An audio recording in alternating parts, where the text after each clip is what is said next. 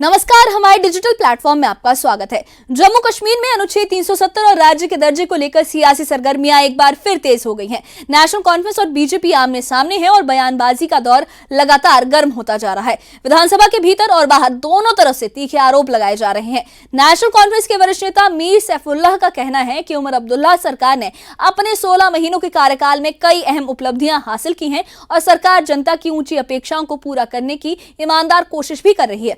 उनका ये आरोप है कि केंद्र की सरकारों ने जम्मू कश्मीर के लोगों की आवाज को दबाया है, उनके मौलिक और विशेष अधिकार छीने हैं और राज्य का दर्जा खत्म कर इसे केंद्र शासित प्रदेश बना दिया गया है। एनसी का साफ कहना है कि उसका एजेंडा बिल्कुल साफ है, अनुच्छेद 370, 35A और राज्य के दर्जे की बहाली। वहीं मीर सैफुल्लाह ने 2014 के पीडीपी बीजेपी गठबंधन को विशेष दर्जा खत्म करने का जिम्मेदार ठहराते हुए पीडीपी पर भी गंभीर आरोप लगाए हैं। दूसरी तरफ बीजेपी ने इन सभी दावों को सिरे से खारिज कर दिया है। बीजेपी नेता राजीव जसरोटिया का कहना है कि अनुच्छेद 370 अब इतिहास है और इसकी वापसी का कोई सवाल ही नहीं उठता। बीजेपी का दावा है कि 5 अगस्त 2019 को जम्मू कश्मीर के पूर्ण एकीकरण का लक्ष्य हासिल कर लिया गया था। राज्य के दर्जे, अनुच्छेद 370 और विकास के मुद्दों पर हो रही सियासी टकराहट की पूरी तस्वीर देखिए इस खास रिपोर्ट में।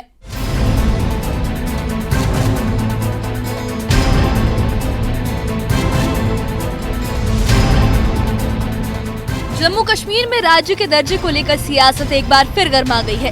सदन में नेशनल कॉन्फ्रेंस के नेता मीर सैफुल्लाह ने कहा कि उमर अब्दुल्ला सरकार ने अपने 16 महीनों के कार्यकाल में कई अहम उपलब्धियां हासिल की है। सरकार जम्मू कश्मीर के लोगों की ऊंची अपेक्षाओं को पूरा करने के लिए ईमानदारी से कोशिश कर रही है। उनका दावा है कि एनसी का इतिहास त्याग और जनता के हित में काम करने का रहा है। 1 साल कुछ महीने हो गए। अगर अचीवमेंट्स की बात करें तो ऑनरेबल मेंबर्स ने उन अचीवमेंट्स के बारे में बात की। मैं एक जुमले में ये कहूँ कि 1 साल के अंदर जितने भी अचीवमेंट्स गवर्नमेंट के हैं वो काबिल तारीफ़ हैं, उसमें कोई दो राय नहीं है। और आगे के लिए भी इंशाल्लाह ये गवर्नमेंट काम करती रहेगी और वो काम जो होंगे लोगों के मफाद के लिए होंगे, लोगों की खुशहाली के लिए होंगी, लोगों के मुश्किलात और तकालीफ दूर करने के लिए वो काम होंगे। नेशनल कॉन्फ्रेंस का नाम अगर मैं कहूँ एक लफ्ज़ में तो मैं इसको स्ट्रगल कहूँ, जद्दोजहद कहूँ, कोशिश कहूँ, कश्मकश कहूँ। क्योंकि नेशनल कॉन्फ्रेंस जब से मोरिद वजूद में आई, 1931 से हम बात करें या 1947 से आगे बात करें, तो नेशनल कॉन्फ्रेंस और इसकी लीडरशिप ने हमेशा रियासत जम्मू कश्मीर के लोगों के बहबूदी के लिए, उनके जमहूरी हुकूक को बहाल करने के लिए काम किया है। मीर सैफुल्लाह ने केंद्र सरकार पर आरोप लगाते हुए कहा कि लगातार केंद्र की सरकारों ने जम्मू कश्मीर के लोगों की आवाज को कुचलने की कोशिश की। उन्होंने कहा कि लोगों के मौलिक अधिकार और विशेष अधिकार छीने गए, राज्य का दर्जा खत्म कर जम्मू कश्मीर को केंद्र शासित प्रदेश बना दिया गया। उन्होंने बीजेपी नेताओं से भी राज्य की बहाली के लिए कोशिश करने की अपील की। ये रियासत, मैं अपने मेरे साथी उस तरफ बैठे हैं, मैं इनसे कहना चाहूंगा, ये रियासत सिर्फ हमारी नहीं है, ये रियासत सिर्फ हमारी नहीं है, ये सरजमीन सिर्फ हमारी नहीं है, ये आपकी भी है। आपका भी फर्ज बनता है कि आपका जो खोया हुआ, जो आपसे छीना गया है, जो आपसे लिया गया है, जिसको डाका मारा गया है, उसके लिए आपको भी आवाज उठानी चाहिए। एनसी नेता ने साफ किया कि पार्टी का एजेंडा बिल्कुल साफ है, अनुच्छेद 370 और 35A के साथ साथ राज्य के दर्जे की बहाली। मीर सैफुल्लाह ने दावा किया कि एक दिन जम्मू कश्मीर को उसकी ऑटोनॉमी जरूर वापस मिलेगी। ऑनरेबल सुप्रीम कोर्ट ने क्लियर कट डायरेक्शन दी कि रियासत जम्मू कश्मीर के अंदर इलेक्शन होते ही स्टेटहुड बहाल किया जाएगा। ये सही है स्पीकर साहब या गलत? ये सही है। एक बात। दूसरी बात, ऑनरेबल प्राइम मिनिस्टर साहब ने ये कहा कि हम स्टेटहुड रियासत के अंदर बहाल करेंगे। Honourable home minister of India ने कहा कि हमें स्टेटहुड बहाल करना है रियासत जम्मू कश्मीर के अंदर। ये इलेक्शन पहले की बातें हैं। मुझे बताइए, एक पार्टी एजेंडा बनाए, इलेक्शन एजेंडा, ये किस पर बनाएगी? ये ऐसे स्टेट के लिए बनाएगी जहां स्टेटहुड बहाल हुआ होगा। ये ऐसे, क्योंकि कमिटमेंट थी, एश्योरेंसी थी, प्रॉमिसेस थे ऑनरेबल प्राइम मिनिस्टर का, ऑनरेबल होम मिनिस्टर का, ऑनरेबल सुप्रीम कोर्ट का। जब उनकी एश्योरेंसेस थी कि एक स्टेट हम बहाल करने जा रहे हैं, तो एक पॉलिटिकल एजेंडा जो बना, जो सियासी एजेंडा, इलेक्शन एजेंडा जो बना, उसी बुनियाद पे बना। इसी के साथ मीर सैफुल्लाह ने 2014 के पीडीपी बीजेपी गठबंधन को विशेष दर्जा खत्म होने का जिम्मेदार ठहराया। उन्होंने आरोप लगाया कि पीडीपी ने बीजेपी के साथ गठबंधन कर जम्मू कश्मीर को संकट में डाला। उनके मुताबिक पीडीपी सरकार के दौरान लोगों की इच्छा के बिना जीएसटी जैसे कानून लागू किए गए, बुलडोजर कार्रवाई शुरू हुई और एनआईए को खुली छूट दे दी गई। उन्होंने पीडीपी की हीलिंग टच नीति को युवाओं के उत्पीड़न का जरिया बताया।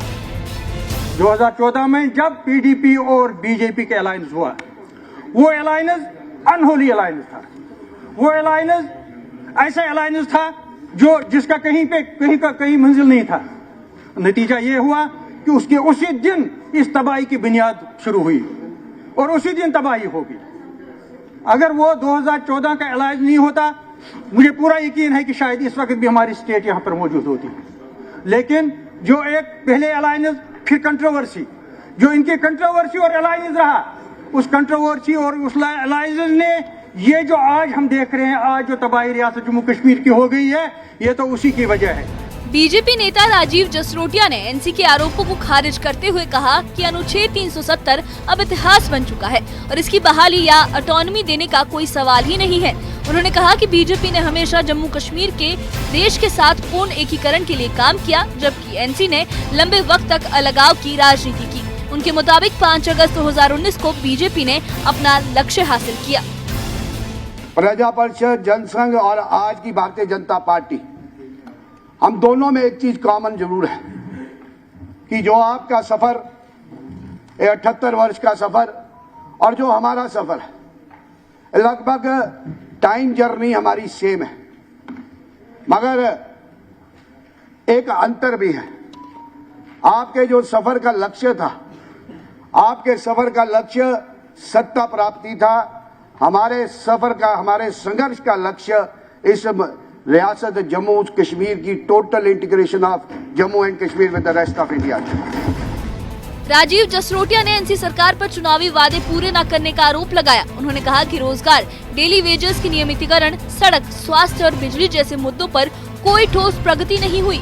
बीजेपी नेता ने ये भी आरोप लगाया कि प्री बजट बैठकों के बावजूद बीजेपी विधायकों को नजरअंदाज किया जा रहा है और उनके विधानसभा क्षेत्रों के साथ भेदभाव हो रहा है। चीफ मिनिस्टर साहब ने पिछली बार सब स्टेक होल्डर्स थे, उनको ऑन बोर्ड लिया। एज ए लेजिस्लेटर हमें भी बोर्ड में लिया और प्री बजटरी कंसल्टेशन हुई और इस बार भी सीएम साहब ने प्री बजटरी कंसल्टेशन की। मगर जो आज अनुभव में आया है इन 2 दिनों में और 1.5 साल, 15 महीने, 16 महीने में जो हमने फील किया, महसूस किया है, लगता है चीफ मिनिस्टर साहब बैठे हैं, आपने उस तरफ का ज्यादा ख्याल रखा है, क्योंकि जो फिगर, जो आंकड़े हमने 2 दिनों से सुने हैं कि इस तरफ के साथियों का कोई ज्यादा ख्याल रखा नहीं। अनुच्छेद 370 को लेकर जम्मू कश्मीर की सियासत में टकराव और तेज हो गया है। एक तरफ नेशनल कॉन्फ्रेंस विशेष दर्जा और राज्य के दर्जे की बहाली की मांग कर रही है, तो दूसरी तरफ बीजेपी इसे बंद अध्याय बता रही है। आने वाले दिनों में ये मुद्दा राजनीतिक गलियारों में और गरमाने के आसार हैं। Bureau report, news 18। अनुच्छेद 370 और राज्य के दर्जे को लेकर जम्मू कश्मीर की राजनीति में टकराव और गहराता जा रहा है। एक तरफ नेशनल कॉन्फ्रेंस है जो विशेष दर्जा, ऑटोनॉमी और राज्य की बहाली का अपना मेन एजेंडा उसे बता रही है। दूसरी तरफ बीजेपी है जो इसे एक बंद अध्याय मानते हुए मौजूदा अर्थव्यवस्था को ही अंतिम सच बता रही है। बीच में विकास, रोजगार, अधिकार और राजनीतिक भरोसे जैसे सवाल हैं जिन पर जनता की निगाहें टिकी है। आने वाले दिनों में ये मुद्दा सियासी गलियारों से निकलकर जमीनी राजनीति में कितना असर डालेगा, ये देखना अहम होगा। फिलहाल इतना तय है कि अनुच्छेद 370 को लेकर जम्मू कश्मीर की सियासत अभी थमने नहीं वाली है। इस बारे में आप क्या सोचते हैं, आपकी क्या राय है, हमें कमेंट बॉक्स में अपनी राय जरूर बताइएगा। और इससे जुड़े अपडेट्स के लिए और ऐसी ही खबरों के लिए हमारे चैनल के साथ बने रहिए। हमारे चैनल को सब्सक्राइब करिए। शुक्रिया।